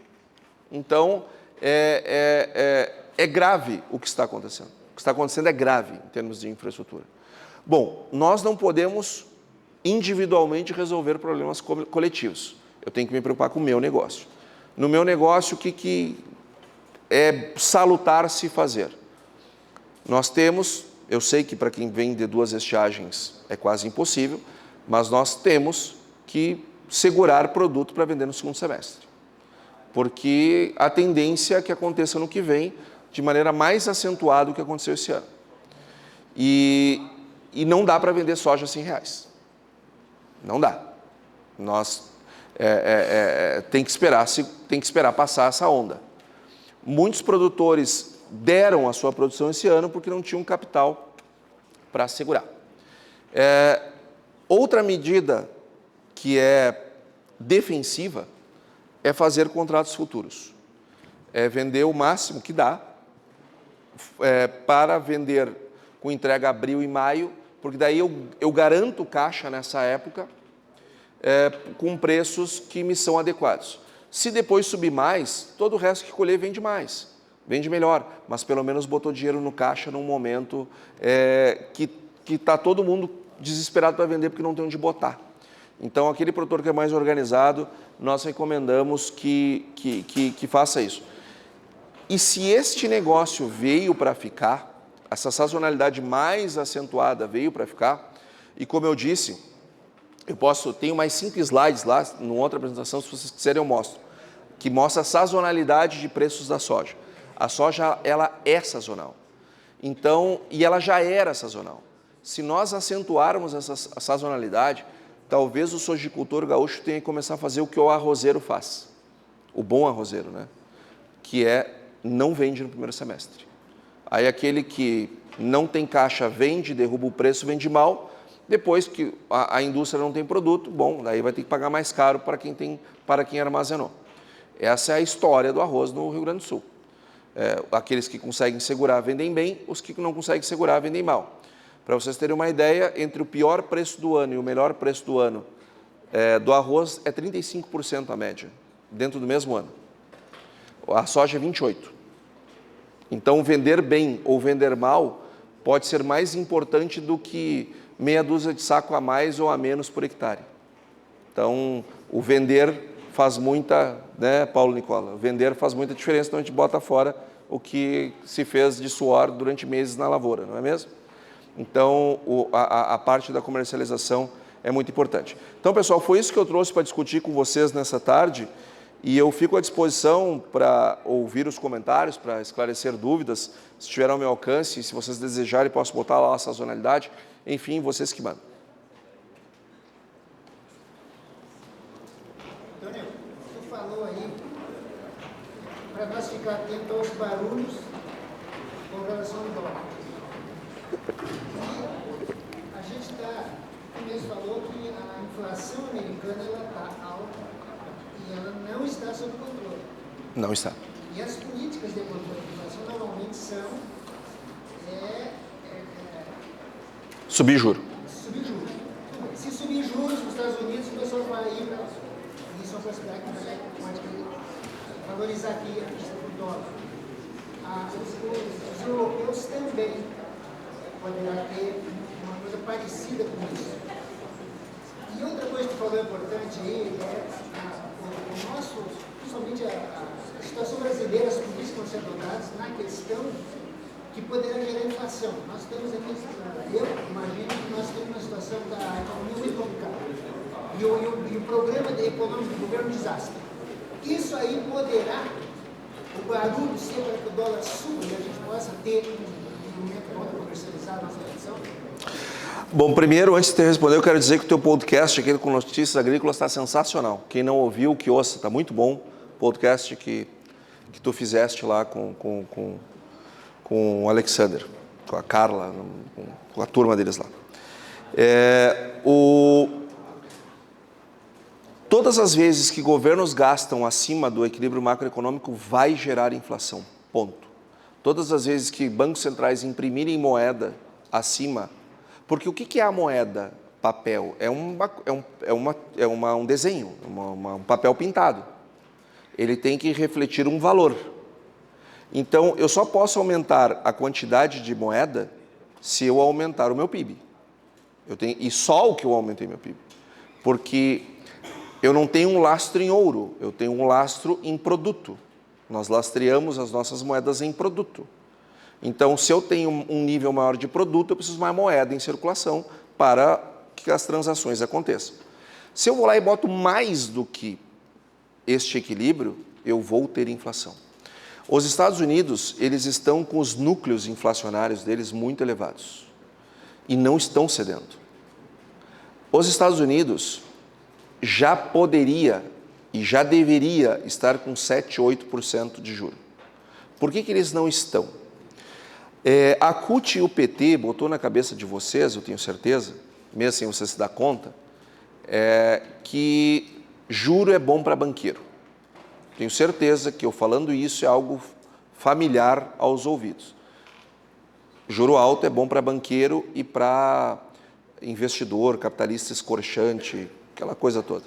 Capital especulativo internacional, aquelas groselhas lá que a gente passou todos os anos 80 e 90 ouvindo e muitos de nós repetimos até hoje. Eu conheço gente ultradireita que se o Bolsonaro mandasse atirar no penhasco ele se atira, que diz essas coisas.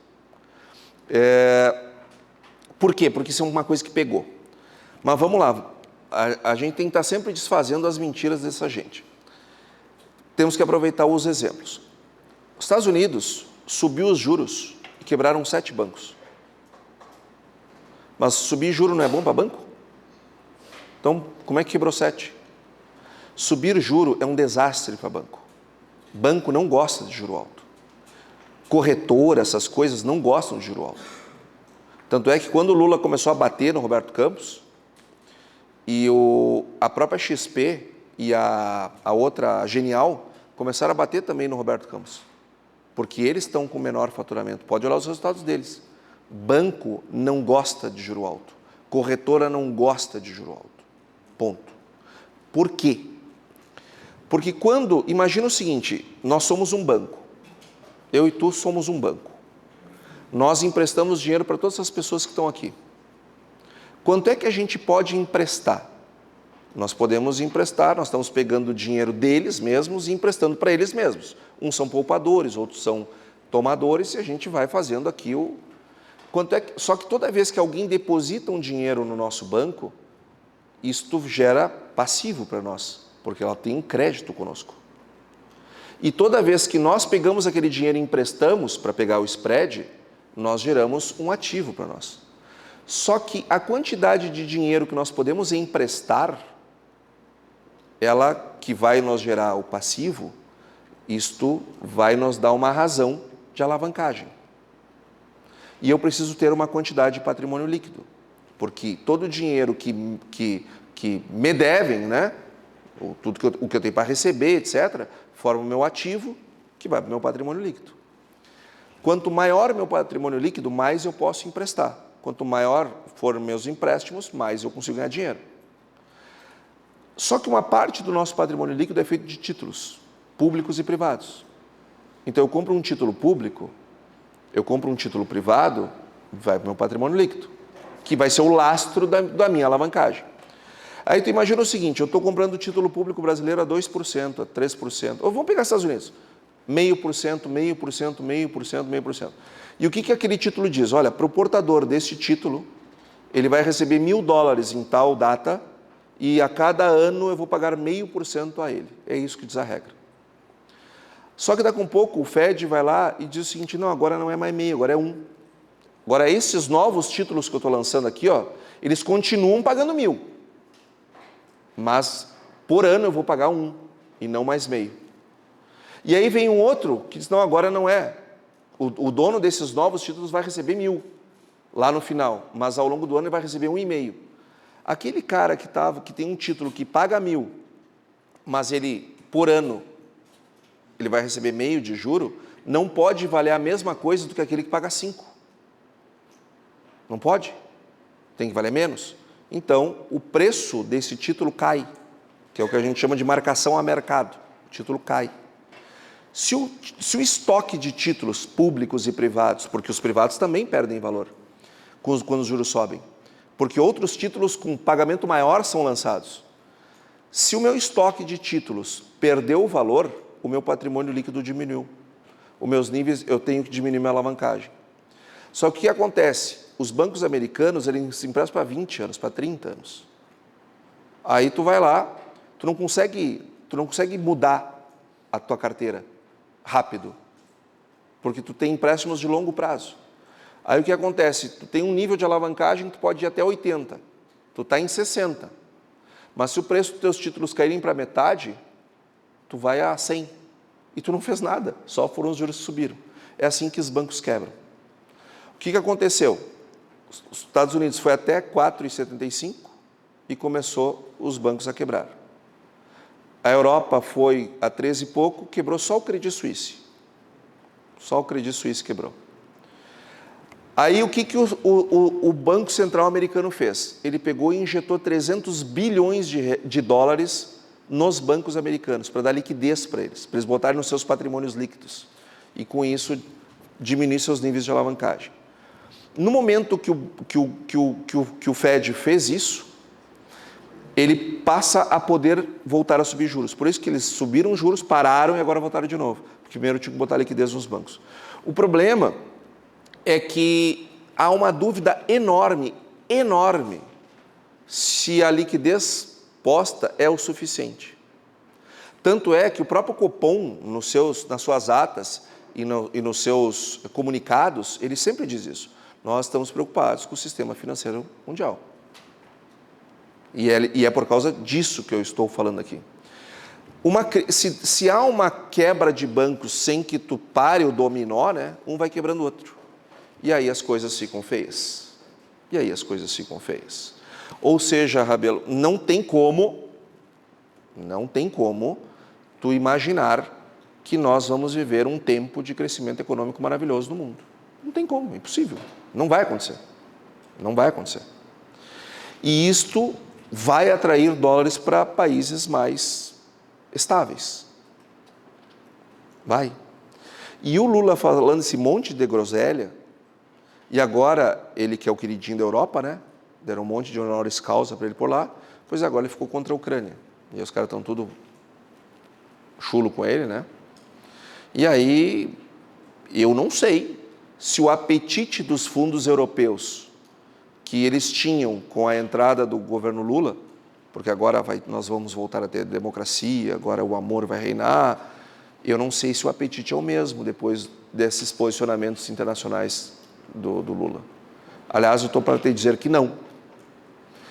Então, aí tu imagina o seguinte cenário: economias mundiais desaquecendo e nós gerando déficits. Aí, como é que a gente conserta isso? O mandato do Roberto Campos termina daqui 1 ano e meio e assume o Galípolo.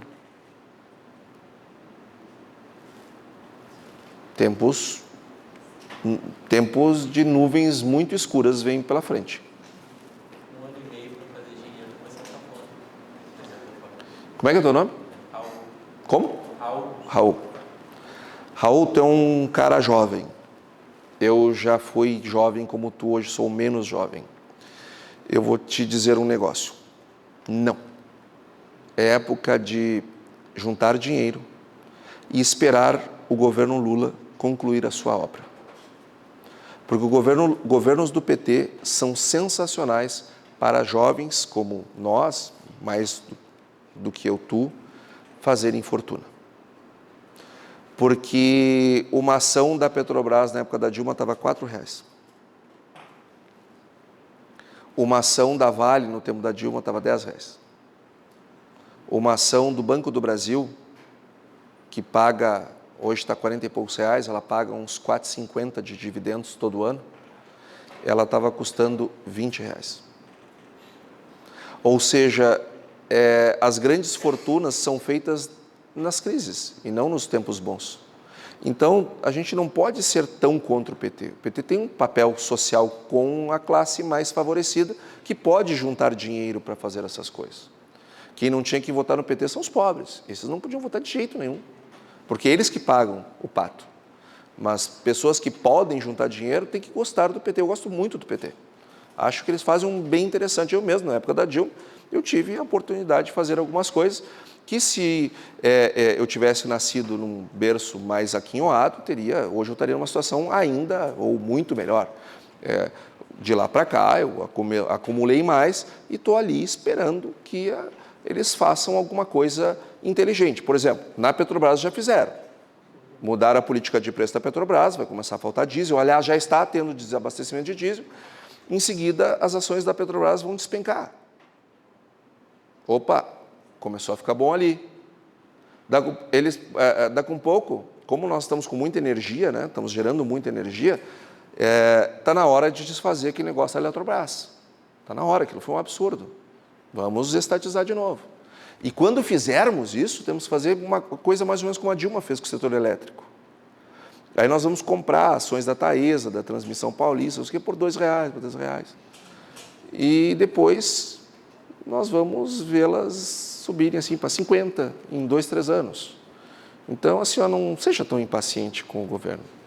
Ele tem um papel social com pessoas que podem juntar dinheiro, como foi a tua pergunta. Tu começaste, então é época de... Para quem pode juntar dinheiro, os governos do PT são sensacionais. Eles nos dão oportunidades de enriquecimento. Professor, qual que é a projeção de consumo mundial de soja aumentar? E por quantos anos? Aumentar ao longo do tempo? Boa. A soja, nós acreditamos que... Essa tua pergunta é bastante complexa. E tem muito debate em torno dela. Te agradeço por ter feito. Muita gente já disse que a era da soja estava com os dias contados. Isso lá no início dos anos 2000. 2010, não está acontecendo. O que a gente tem percebido? Que as pessoas, à medida que elas vão elevando o seu nível de renda, elas vão consumindo mais proteína. E como elas começam a demandar essa proteína tem que ser feita. A gente precisa muito de soja e de milho. Aliás, eu acredito que o milho vai passar a soja e vai virar a maior produção brasileira, mas isso é tema para outra conversa. E aí nós olhamos muito para a desaceleração da China. Quando a gente diz, agora a soja talvez pare a demanda. pare de crescer a demanda, porque a China está entrando numa era de platô. Eu vou te dizer o seguinte, não acredito que isso vai acontecer. Primeiro, porque a China, nós temos que pensar o seguinte, eu vou sair da China para te dar o exemplo, pegar os Estados Unidos. A economia americana é 10 vezes maior que a economia brasileira. Então, a grosso modo, não é exatamente assim, mas muito próximo disso, se os Estados Unidos crescerem 3%, do ponto, relativamente, né, crescer 3%, um crescimento relativo, 3%, o crescimento absoluto na economia americana, a quantidade de coisas que surgem na economia americana, é como se o Brasil tivesse crescido 30%. Porque a nossa economia é 10 vezes menor que a deles. Então, tu pensa o seguinte, a China, ela era uma economia muito pequena. Hoje, ela já é a segunda maior economia do planeta. Mesmo que ela cresça menos, em termos absolutos, mesmo que ela cresça, em vez de 10, ela cresça 5, mas é 5% sobre uma base bem maior. E isto se converte em crescimento de demanda de proteína. E eles ainda têm muita gente para mandar da miséria para a pobreza, da pobreza para a classe média. Então, eles vão continuar demandando soja. Só que quando a gente vê o crescimento dos outros, ali aquelas ilhas do Pacífico Sul lá, que eles chamam de ASEAN, onde está a Indonésia, onde está todas aquelas ilhas todas lá tem 800 milhões de pessoas, que estão num patamar de crescimento e desenvolvimento mais ou menos o equivalente à China de 2005, 2007. Ou seja, aquela gente tem muito que dar. E depois vem a Índia, que é a maior população do planeta, mas é muito pobre, que cresce a 10%, mas sobre uma base pequena. Só que tu começa a crescer por 10% numa base pequena, uma hora essa base cresce e fica grande. E aí, absolutamente, ela começa a fazer cócegas. E depois ela começa a gerar impacto. Depois ela começa a mudar o jogo.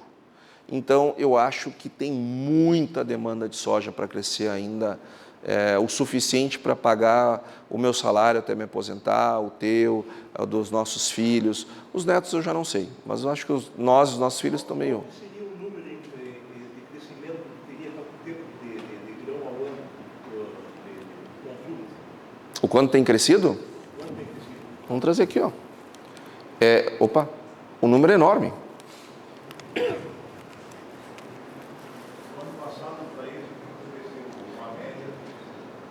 Vamos ver aqui, ó. A melhor forma de te falar é te mostrar. Nós consumíamos no mundo, em 2016, que foi ontem, né? 2016 não é nada, 316 milhões. Esse ano de 2024 deverá ser 384. Olha o que nós crescemos.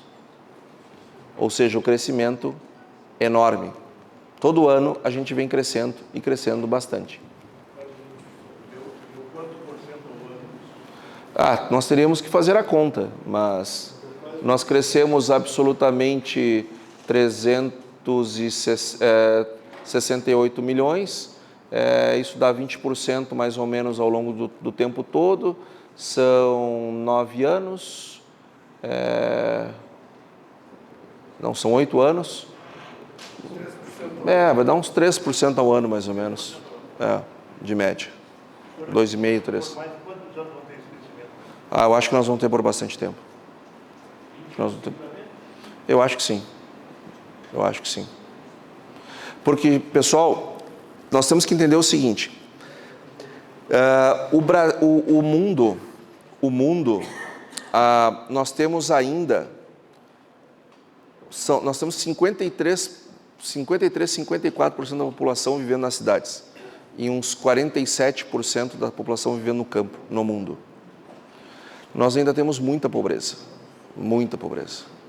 Na Ásia, na África, no Oriente Médio, tem muita gente que ainda não ascendeu para o mercado de consumo. Então tem muito que crescer isso aqui. Sérios, né? Assim, porque quando se fala das questões ambientais, o mundo vai acabar. Quando eu entrei na faculdade, no início dos anos 2000, o Al Gore era um semideus. E ele tinha feito um estudo que tinha saído um documentário, que eu não me lembro o nome, graças a Deus. Esse. Tu já falou desses assuntos 1000 vezes, sabe melhor que eu. Mas eu me lembro do gráfico. Inclusive, me lembro dele, porque nesse documentário aparece ele numa palestra, num gráfico, num palco imenso, que tinha uma tela imensa. E ele mostrando que em 2014 nós teríamos o derretimento das geleiras, das calotas, e o mundo ia ficar debaixo d'água. Eu me lembro que uma das fotos que apareceram no Rio de Janeiro, lá, só o Cristo ali de fora d'água. Então tem dois grandes debates. Um deles é o ambiental, que é um debate barulhento, mas nós temos um outro debate que é mais importante e que não tem a repercussão que o ambiental tem, que é o de segurança alimentar. Aliás, inclusive, ano que vem vai ter um fórum na Europa sobre segurança alimentar. É muito importante, diga-se de passagem, porque todas as vezes que a gente faz as contas para ver como é que nós vamos alimentar as pessoas daqui 20 anos, daqui 30 anos, sempre falta. O desafio é produzir, não existe uma preocupação com a demanda, existe uma preocupação com a falta de oferta. Que todos os estudos apontam para um sentido assim, só a tecnologia para nos salvar, porque se nós não conseguirmos manter um crescimento de produtividade vindo de novas tecnologias que não foram ainda nem inventadas, nós vamos ter problema. A segurança alimentar dá para seguir no ramo do agronegócio. Dá. Vou mudar um pouquinho o cenário. Me corrija se eu estiver errado. 90% da população brasileira recebe como massa salarial inferior a R$ 3.500. Está certo ou errado? Sim. A média com o setor público dá 2.800. A renda média do brasileiro não chega a R$ 2.000 por mês. Está certo ou errado? Não, a renda média passa, dá 2.400.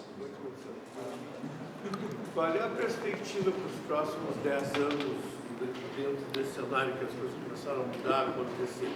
Estou fazendo essa pergunta para tentar dimensionar qual é a nossa capacidade de consumo no mercado interno. Tentar posicionar isso. Júlio, esquece o mercado interno. O Brasil é o maior exportador líquido de alimentos do mundo. Nós vamos crescer puxado lá de fora. O brasileiro, infelizmente, a nossa economia não vai crescer para mudar o jogo aqui dentro. Não vai. Só se começarem a acontecer coisas completamente fora do radar. Nós começarmos a fazer algumas reformas muito grandes, o que eu não acredito. Júlio, qualquer país que tenha Bom, tu abriu uma caixa de Pandora agora, eu vou até me sentar, que esse é um assunto que eu gosto muito. Vamos lá, Júlio. O Brasil, o que é o brasileiro? Se perguntar para um americano assim, o que faz o americano ser americano? Ele vai te dizer lá meia dúzia de coisas que tu vai saber. Se perguntar para um italiano, o que é ser italiano? Um português, o que é ser português? O cara sabe. O que é ser brasileiro? Nós não temos identidade. Nós somos um povo sem identidade. Para começo de conversa. Não vai me dizer que nós somos o pátria de chuteira, que isso aí não vale. Nem isso nós somos, porque não ganhamos Copa, nossos campeonatos são umas porcaria. Nós não temos identidade. Aqui no Rio Grande do Sul a gente tem um jeito, lá para cima nós temos outro, a gente fala a mesma língua, mas nós somos povos muito diferentes. Nós não temos uma identidade. Primeiro problema. País que não tem identidade não tem planejamento, porque não sabe para onde ele quer ir, porque são os teus valores que te conduzem o teu planejamento. Quando tu tem povos de valores diferentes, tu tem planejamentos diferentes. Nós não temos um planejamento de país. Como nós não temos planejamento de país, a gente não se preocupa com coisas básicas, muito menos com as coisas macro do mundo. Por exemplo, se tu perguntar para os Estados Unidos, o que os americanos querem do mundo, o que eles querem do mundo para eles e o que eles querem pro mundo, eles sabem.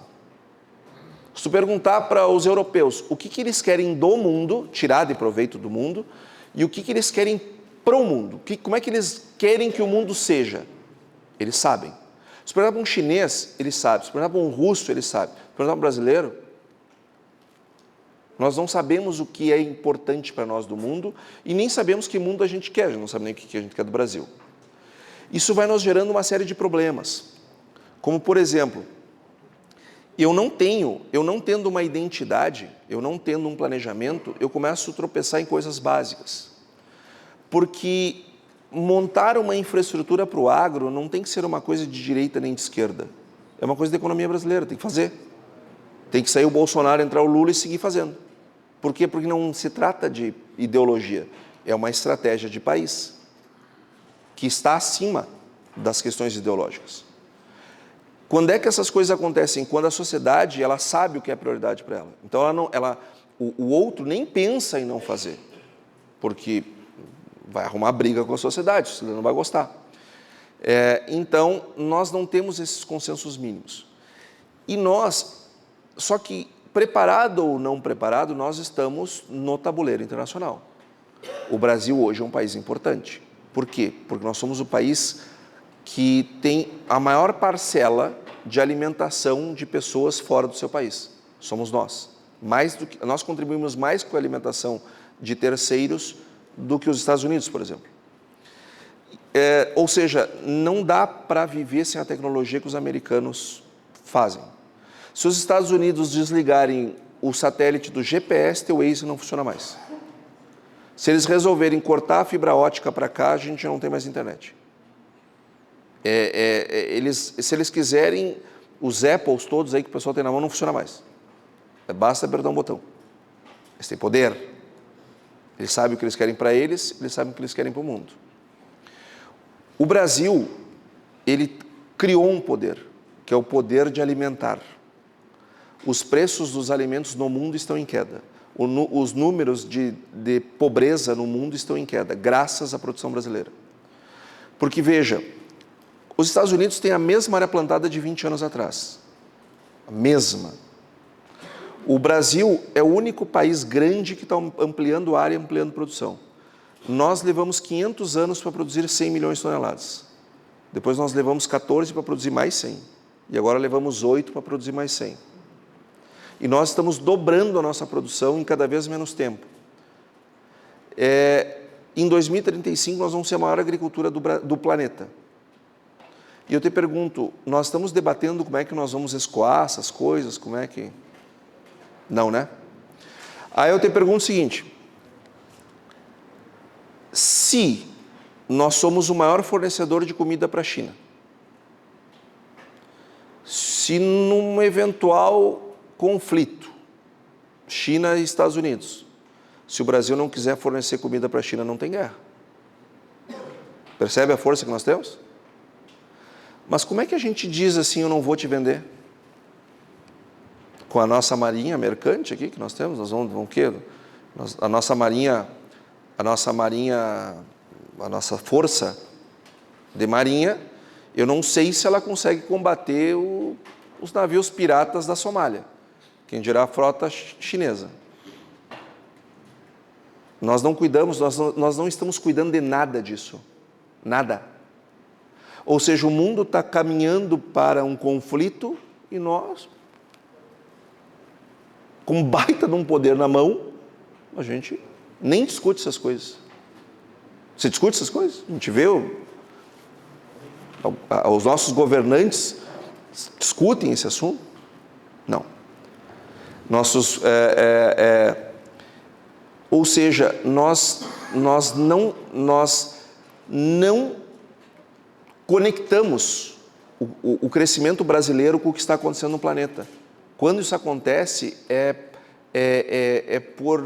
por acaso. O Brasil cresce pelo agronegócio, não é porque nós criamos uma estratégia, é porque nós começamos a produzir, os outros lá precisaram, eles vieram aqui e nos compraram. Mas não fomos nós que... Tanto é que a gente não tem infraestrutura e está tudo certo. Então, eu não quero ser pessimista, mas assim, ó, eu não acredito que o Brasil será